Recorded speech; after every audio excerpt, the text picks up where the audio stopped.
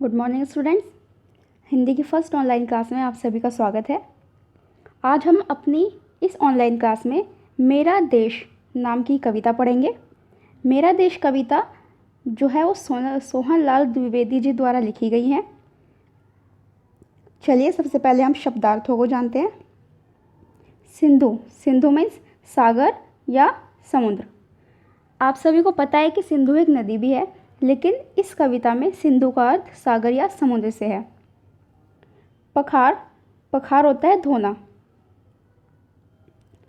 पग, पग मीन्स चरण या पैर।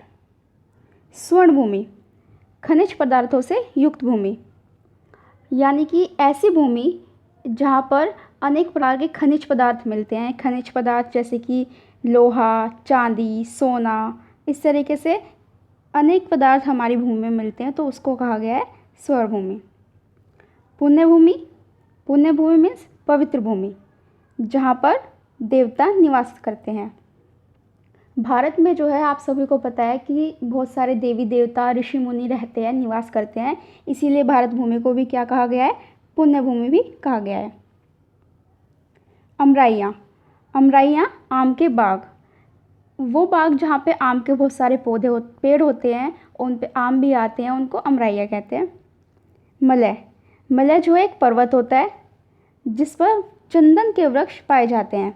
मलय पर्वत भारत के दक्षिण में स्थित है, जहाँ पर बहुत सारे चंदन के वृक्ष यानी कि पेड़ भी मिलते हैं। आपको वर्ड मीनिंग समझ आ गए होंगे, इससे आपको पोएम को समझने में और ज़्यादा आसानी होगी। अब हम अपनी कविता स्टार्ट करते हैं। कविता है हमारी मेरा देश। कविता पढ़ने से पहले हम अपने कवि, जो कवि है हमारे, कौन है हमारे कवि? हाँ जी, सोहन लाल द्विवेदी जी।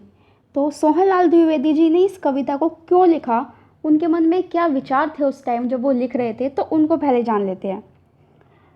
इस कविता में सोहन लाल जी ने भारत की भौगोलिक स्थिति और संस्कृति का वर्णन किया है। कवि ने कविता में भारत भूमि की अनेक विशेषताओं का भी वर्णन किया है। सोहन लाल जी ने अपनी मातृभूमि की प्रशंसा करते हुए देश की महानता का गुणगान भी किया है। चलिए पोएम को, इस कविता को आगे पढ़ते हैं और अच्छे से विस्तार से जानने की कोशिश करते हैं कि कवि हमें क्या कहना चाहते हैं। ऊंचा खड़ा हिमालय आकाश चूमता है, नीचे पखार पग तल नित सिंधु झूमता है। गंगा पवित्र यमुना नदियाँ लहर रही है, पल पल नई छटाए पग पग छहर रही है। वह पुण्य भूमि मेरी, वह जन्मभूमि मेरी, वह स्वर्ण भूमि मेरी, वह मातृभूमि मेरी। जो हमारी ये कविता की ये कुछ लाइनें हैं, इन लाइनों में कवि ने भारत की प्राकृतिक सौंदर्य का वर्णन किया है। प्राकृतिक सौंदर्य जैसे कि पहाड़, नदियाँ, पेड़ पौधे, इन सब के बारे में। तो हम पोएम का अर्थ जानने का प्रयास करते हैं। ऊंचा खड़ा हिमालय आकाश चूमता है, अर्थात भारत के अंदर, भारत में जैसे आप सभी को पता है कि भारत की उत्तर दिशा में हिमालय पर्वत स्थित है। तो जो हिमालय पर्वत है उसकी चोटियाँ इतनी ऊंची ऊंची है कि जिनको देख के ऐसा लगता है कि पर्वत की चोटियाँ आकाश को चूम रही है। वो दूर से देखने में ऐसा प्रतीत होता है, ऐसा लगता है कि वो उसको छू रही है, और जो छूती है तो ऐसा लगता है कि वो उसको चूम रही है। नीचे पखार पग तल नित सिंधु झूमता है। नीचे, नीचे का मतलब यहाँ पर दक्षिण दिशा में है। तो दक्षिण दिशा में जो समुद्र है, जो तीन समुद्र, एक तरफ हमारी बंगाल की खाड़ी है, नीचे हिंद महासागर है और दूसरी साइड हमारा अरब सागर है। तो इन सभी को मिलाकर जो है इसको सिंधु कहा गया है। जो हिंद महासागर, ये जो है भारत के चरणों को, चरण में जो पग है, पग का अर्थ चरण, तो चरणों को जो ये सिंधु है वो धोता है, और जब उसको छूता है तो अपने आप को सौभाग्यशील मानता है और अपने सौभाग्य पर इतराता है। गंगा पवित्र यमुना नदियाँ लहर रही है, पल पल नई छटाए पग पग छहर रही है। गंगा, यमुना और अनेकों पवित्र नदियाँ भारत भूमि पर बहती है और अपने पवित्र जल से भारत की भूमि को उपजाऊ बनाती है। भारत की भूमि हरी भरी और सुंदर दिखाई देती है।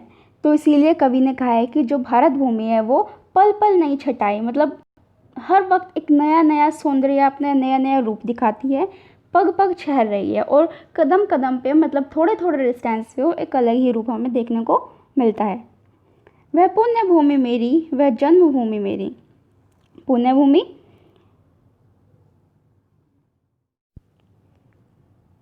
से कवि कहना चाहता है कि जो मेरा देश भारत है वो ऐसी भूमि है जहाँ पर ऋषि मुनि, देवी देवता रहते थे, निवास करते थे। ऐसी मेरी जन्मभूमि है। स्वर्ण भूमि, स्वर्ण भूमि यानी कि ऐसी भूमि, भारत जो है एक ऐसी भूमि है जहाँ पर वन, वनस्पति, खनिज पदार्थ सभी पाए जाते हैं, इसलिए भारत को कवि ने स्वर्ण भूमि भी कहा है। तो कवि कहते हैं, अंतिम 4 पंक्तियों में कवि कहते हैं कि ऐसा महान देश मेरा है, ये जन्मभूमि मेरी है, ये मेरी कर्म भूमि है जहाँ पर मैंने जन्म लिया और मुझे इस पर गर्व है। कविता की आगे की कुछ पंक्तियों में कवि ने क्या कहा है उसके बारे में जानते हैं। झरने अनेक झरते जिसकी पहाड़ियों में, चिड़िया चहक रही है हो मस्त झाड़ियों में। अमराइयाँ घनी हैं, कोयल पुकारती है, बहती मलय पवन है, तन मन संवारती है। वह धर्म भूमि मेरी, वह कर्म भूमि मेरी, वह जन्मभूमि मेरी, वह मातृभूमि मेरी। इन पंक्तियों में भी कवि ने भारत के प्राकृतिक सौंदर्य का ही वर्णन किया है। झरने अनेक झरते जिसकी पहाड़ियों में, यहाँ यानी कि भारत के अंदर बहुत सी पहाड़ियाँ हैं जिनके अंदर बहुत सारे झरने बहते हैं। चिड़िया चहक रही है हो मस्त झाड़ियों में, हरी भरी झाड़ियों में चिड़िया भी मस्त होकर चहक रही है। चहक रही है यानी कि वो उड़ रही है, एक डाली से दूसरी डाली आकर बैठ रही हैं, ची ची ची करके आपस में बातें कर रही हैं। इस सभी जो ये सारी जो चीज़ें होती हैं इसको चहकना बोलते हैं। अमराइयाँ घनी है, कोयल पुकारती है। जो आम के वृक्ष है, यहाँ पे कवि ने बसंत ऋतु की बात की है। बसंत ऋतु वो होती है जब बगीचों में, पेड़ पौधों के ऊपर नई नई पत्तियाँ आने शुरू हो जाते हैं और हर तरफ हरियाली का मौसम शुरू हो जाता है। तो जो बसंत ऋतु आती है उस समय आम के बगीचों में आम आने शुरू हो जाते हैं, फूल पत्तियाँ आने शुरू हो जाती है। उस समय कोयल जो है पुकारती है, मतलब कोयल के कूकने की आवाज़, जो कोयल की आवाज़ होती है उसको कूकना बोलते हैं। तो कोयल की मीठी कूक सुनाई हमें देती है। बहती मलय पवन है, तन मन संवारती है। मलय, मैंने आपको शब्दार्थ में भी बताया था। मलय का अर्थ है कि एक ऐसा पर्वत है जहाँ पर चंदन के बहुत सारे वृक्ष हैं। तो जब पवन चलती है, जब हवा चलती है, तो जब मलय पर्वत से होकर गुजरती है तो हवा अपने साथ वहाँ से चंदन के वृक्षों से चंदन की खुशबू अपने साथ लेकर चलती है।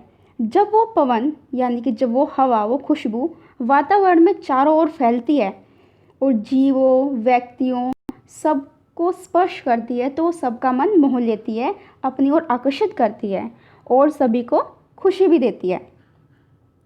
वह धर्म भूमि मेरी, वह कर्म भूमि मेरी, वह जन्मभूमि मेरी, वह मातृभूमि मेरी। धर्म भूमि, कर्म भूमि, जन्मभूमि, मातृभूमि। तो कवि जो है ये कहना चाहते हैं कि जो ये भूमि है जहाँ पर झरने बहते हैं, पहाड़ियों से झरने बहते हैं, चिड़िया चहकती है, आम के वृक्ष पर अमराइयाँ आती है तो कोयल कूकती है, या मलय पर्वत से चंदन वाली खुशबू की पवनें बहती हैं, ये सब जो जहाँ पर ये सारे कार्य होते हैं वो भूमि मेरी है।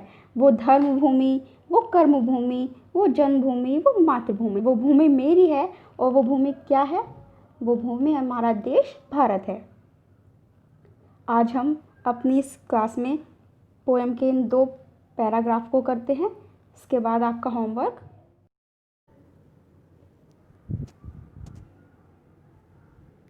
ये आपका आज का होमवर्क है।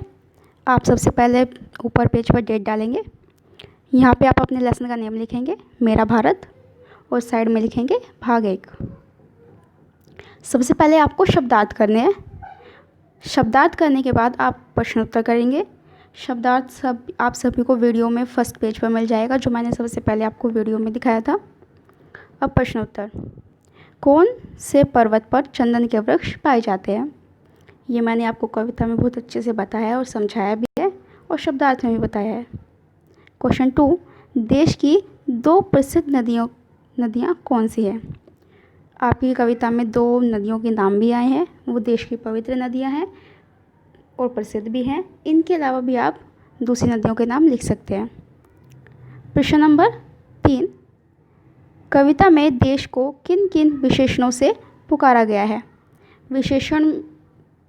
विशेषण में जो कविता में भारत को कवि ने अलग अलग नामों से पुकारा है, जैसे जन्मभूमि, कर्मभूमि, पुण्यभूमि, ये सभी जो है हमारे देश भारत के लिए विशेषण शब्द है, तो आपको इनका नाम लिखना है। अब हम अपनी नेक्स्ट क्लास में मिलेंगे, तब तक आप अपना होमवर्क कर लीजिएगा। कोई भी डाउट होगा तो आप अपने ऑनलाइन डाउट सेशन में क्लियर कर सकते हैं। चलिए नेक्स्ट क्लास में हम आगे की पोएम पढ़ेंगे और आगे और क्वेश्चन आंसर देखेंगे। धन्यवाद।